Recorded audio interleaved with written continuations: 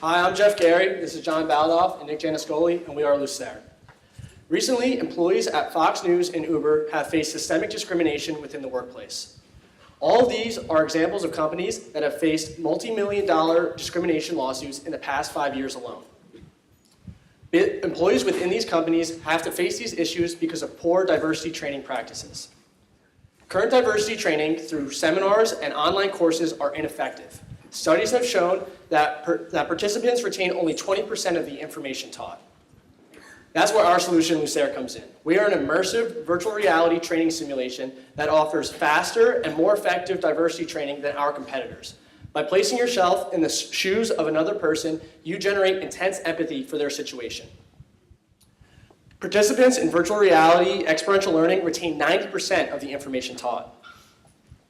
Our product consists of 3 chief categories: our Oculus Rift headsets, our VR software, and recorded instructions. We will distribute the Oculus Rift headsets on a $50 per week lease to the customers. In addition to the headsets, we will sell access keys to our software for $200 a code, with a cap at 5 codes for every 1 headset. Lastly, we will use trained actors to record visual instructions, guiding our customers through the process, essentially making this self-administered in nature. Every single Fortune 500 company spends money on diversity training on an annual basis. Average employee turnover is 11.6%, and when applied to one Fortune 500 firm, we would be able to generate $1.32 million in sales. If we were able to train every employee within one firm, we would generate $11.4 million in sales. By expanding the reach of our improved diversity training, we can directly increase productivity, augment sales, and reduce the number of costly discrimination lawsuits, all leading to a much higher employee retention rate. This contributes to a 5-year savings of roughly $1 billion on a $50 million investment, an SROI of 20 to 1. Lucere is currently the only virtual reality diversity training platform on the market. Current means of diversity training are both lengthy and have much lower retention rates. Striver, our closest competitor, only offers performance training, and they require an employee present to administer the training. They began as a pilot program at Stanford and soon service the NFL. Our first year of operations will be dedicated solely to product development and testing within the University of Maryland network. From there, we will utilize Maryland's connections to penetrate and rapidly expand to our first Fortune 500 company.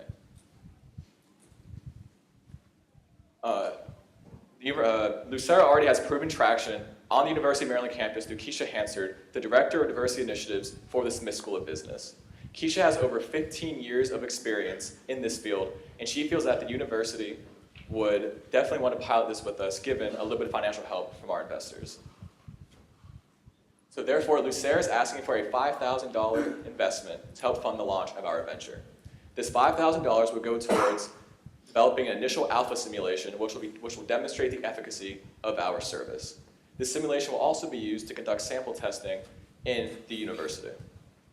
We will then enter our first Fortune 500 company, train their new hires, and slowly progressing throughout their entire company base as the value and results of Lucere are proven over time.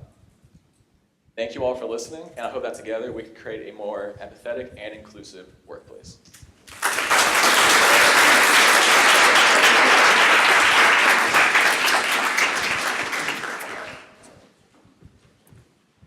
So the headsets are sent out to the companies. There are no Lucere employees that have to be on site. Correct.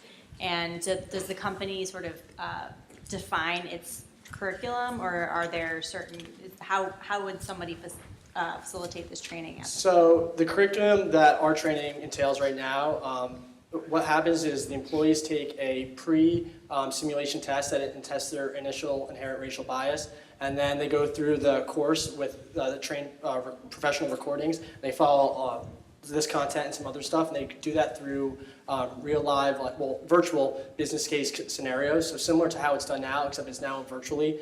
And then afterwards, they take another post-initial test, so we can empirically show employers results of how they've changed and how they've improved. I'll ask, what's your 2.0, meaning is your business really diversity training, or is it really more broad that in kind of self-development? So I'll go back to this slide. So we're going to start with just diversity training. And then around years 4 or 5, we're going to expand to other topics like, say, sexual harassment. So you're really a platform company then? Yes, and diversity training is just the first step of that process.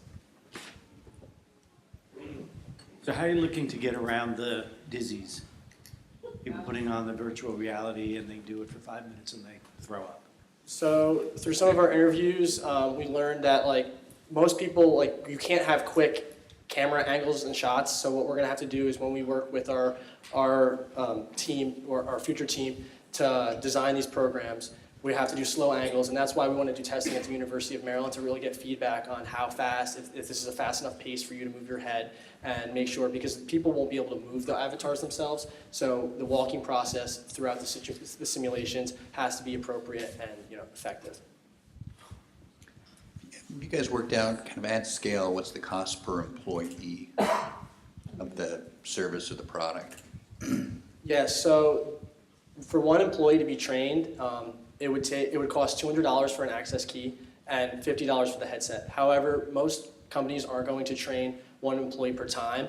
So therefore, you can, as we said, you can share one headset among 5 employees. So it brings down the cost to around $210 per employee if you used it to the maximum.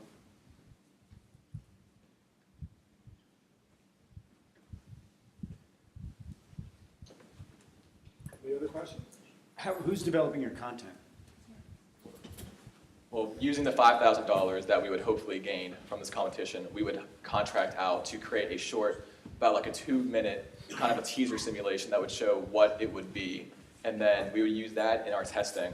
And then after the testing proves the results, we would seek additional funding to make a more high quality. That'd be an HR professional? I mean, that's. We use a combination of, we would probably have one like HR diversity consultant along with a few coders and actual programmers.